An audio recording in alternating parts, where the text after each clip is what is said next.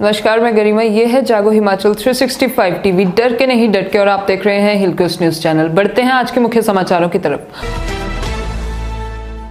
उत्तराखंड में तबाही जैसे हालात, बारिश से गंगा अलकनंदा का जलस्तर बढ़ा। विधानसभा क्षेत्र के लोगों को मूलभूत सुविधाएं प्रदान करना प्राथमिकता, जीतराम कटवाल। शिमला में ब्लैक फंगस के 2 और मरीजों की मौत। मिल्खा सिंह का हिमाचल से भी रहा है गहरा नाता, सीएम जयराम ने निधन पर जताया शोक। 21 जून को चलेगा वैक्सीनेशन का व्यापक अभियान। कोरोना की तीसरी लहर 6 से 8 हफ्तों में आ सकती है, एम्स के निदेशक ने जताया। कश्मीर में नार्को टेरर मॉड्यूल का भांडाफोड़, करोड़ों की हीरोइन, 4 पिस्टल, 10 ग्रेनेड और कैश बरामद। बिजली की एचटी लाइन की चपेट में आने से युवक की गई जान, 6 भेड़ बकरियां भी मरी।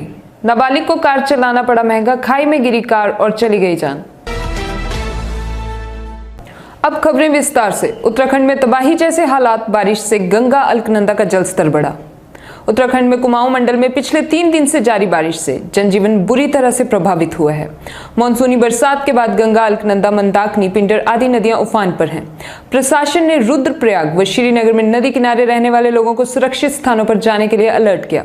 ऋषिकेश में भी गंगा का जलस्तर बढ़ने से सतर्कता बरती जा रही है। सीमांत जिला पिथौरागढ़ में भी नदियों का जलस्तर खतरे के निशान से ऊपर है और विभिन्न स्थानों पर भूस्खलन से मलबा गिरने से 3 राष्ट्रीय राजमार्ग समेत कुल 73 सड़कें बंद पड़ी हुई हैं। पिथौरागढ़ में भी अतिवृष्टि से चलते सरयू, काली और गौरी नदियों का जलस्तर खतरे के निशान से ऊपर बह रहा है। प्रशासन ने नदियों के किनारे रहने वाले लोगों को चेतावनी जारी कर दी है। राष्ट्रीय राजमार्ग 125 दिल्ली बैंड पर भूस्खलन के कारण मलबा गिरने से फिर बंद हो गया है। विधानसभा क्षेत्र के लोगों को मूलभूत सुविधाएं प्रदान करना प्राथमिकता, जीतराम कटवाल। बिलासपुर 19 जून विधायक जीतराम कटवाल झंडूता विधानसभा से क्षेत्र में चल रहे विकासात्मक कार्यों का नियमित रूप से मौके पर जाकर जायजा ले रहे हैं तथा अधिकारियों को आवश्यक दिशा निर्देश भी दे रहे हैं कि विधानसभा क्षेत्र में चलाए जा रहे विभिन्न विकासात्मक कार्य निर्धारित समय अवधि में पूर्ण करें।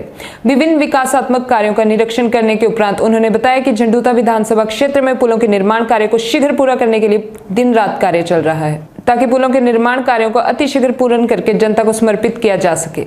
उन्होंने नंदनगाराव में 56 करोड़ रुपए की लागत से निर्मित हो रहे डबल लेन पुल, 45 करोड़ रुपए की लागत से बबखाल पुल तथा 5 करोड़ 25 लाख रुपए की लागत से बन रहे रीरडो डबल लेन पुल के निर्माण कार्य का निरीक्षण किया। शिमला में ब्लैक फंगस के 2 और मरीजों की मौत। हिमाचल प्रदेश में शनिवार को 2 और ब्लैक फंगस के मरीजों ने दम तोड़ दिया। मिली जानकारी के मुताबिक शिमला के आईजीएमसी अस्पताल में 2 मरीजों की मौत हुई है। शिमला के लक्कड़ बाजार की रहने वाली महिला और हमीरपुर के व्यक्ति ने दम तोड़ा है। आईजीएमसी के एमएस डॉक्टर जनक राज ने कहा कि ब्लैक फंगस से पीड़ित 2 मरीजों की मौत हुई है। प्रदेश में अब तक ब्लैक फंगस के 4 मरीजों की मौत हो चुकी है। 28 मई को हमीरपुर और सोलन के 2 मरीजों ने आईजीएमसी अस्पताल में दम तोड़ा था।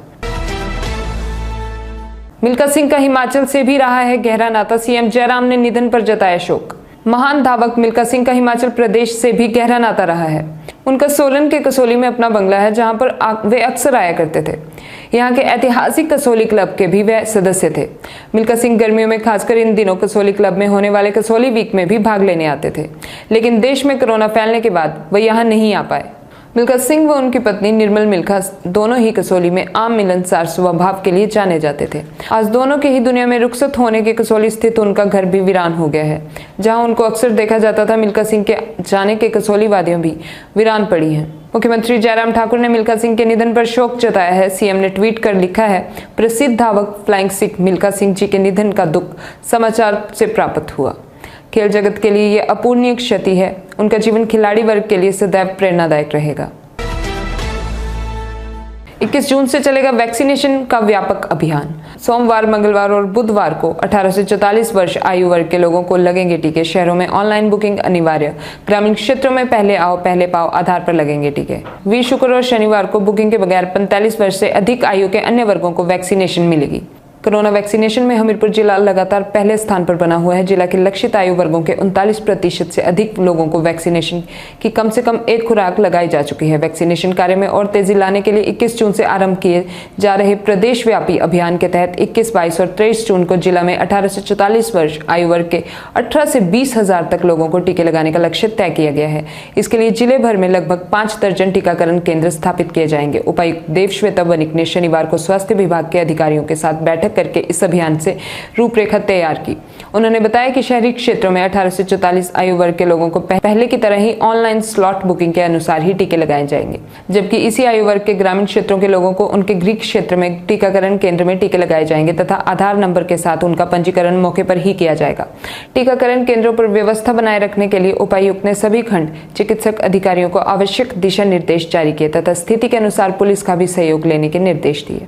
जिला स्वास्थ्य अधिकारी डॉक्टर संजय जगोता और टीकाकरण अभियान के समन्वयक डॉक्टर रमेश रत्नू ने अभियान के संबंध में विस्तृत ब्यौरा पेश किया।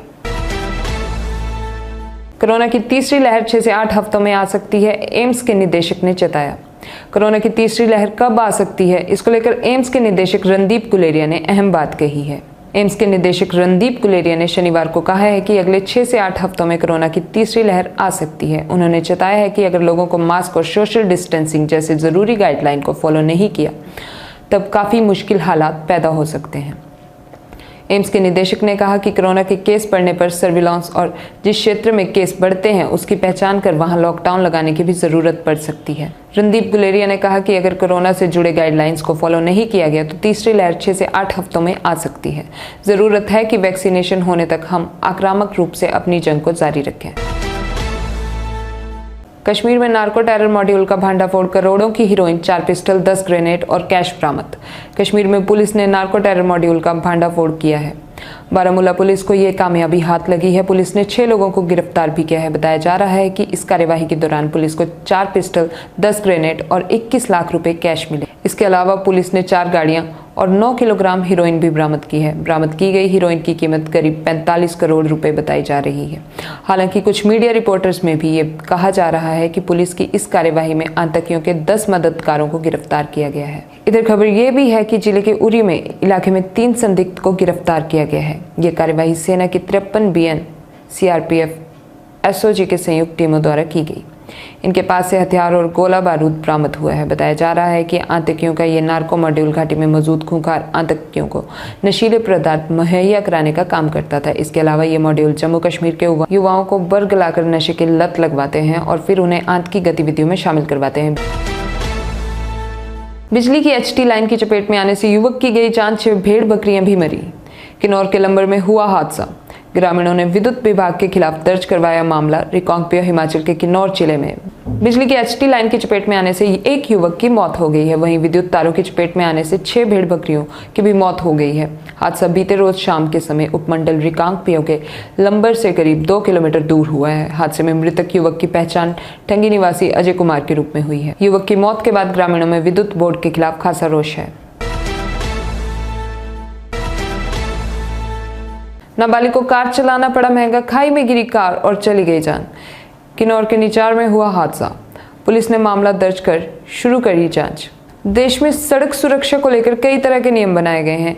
उनमें से एक ये भी है कि कोई नाबालिग वाहन नहीं चला सकता, लेकिन फिर भी कई लोग अपने नाबालिग बच्चों को वाहन चलाने के लिए दे देते हैं, जिससे दुर्घटनाएं होती हैं। ऐसा ही एक मामला किन्नौर जिला में सामने आया है। यहाँ 17 साल का नाबालिग कार चला रहा था। इस दौरान कार अनियंत्रित हो गई और खाई में जा गिरी। इस हादसे में नाबालिग की मौत हो गई। हादसा शनिवार सुबह के समय पेश आया। सूचना मिलते ही पुलिस मौके पर पहुंची और शव को कब्जे में लेकर आगामी जांच शुरू कर दी। धन्यवाद और जुड़े रहिए हिलकोस्ट न्यूज के साथ। हेलो हिमाचल, हिमाचल 365 टीवी सूचना, समाचार, मनोरंजन, एजुकेशन और भी बहुत कुछ लेकर आ रहा है। This is Himachal 365 TV and you're watching Hillquist News. I am गरिमा। मेरा नाम है आशीष। ये है हिमाचल 365 टीवी और आप देख रहे हैं हिलक्विस्ट टीवी न्यूज। हम जल्द आ रहे हैं पूरे हिमाचल की ताजा तरीन खबरों के साथ। हर तरह के समाचारों के लिए देखिए हिमाचल 365 टीवी और जुड़े रहिए हिलक्विस्ट न्यूज के साथ। हेलो हिमाचल, हिमाचल 365 टीवी सूचना, समाचार, मनोरंजन, एजुकेशन और भी बहुत कुछ लेकर आ रहा है। This is Himachal 365 TV and you're watching Hillquist News. I am गरिमा। मेरा नाम है आशीष। ये है हिमाचल 365 टीवी और आप देख रहे हैं हिलक्विस्ट टीवी न्यूज। हम जल्द आ रहे हैं पूरे हिमाचल की ताजा तरीन खबरों के साथ। हर तरह के समाचारों के लिए देखिए हिमाचल 365 टीवी और जुड़े रहिए हिलक्विस्ट न्यूज के साथ।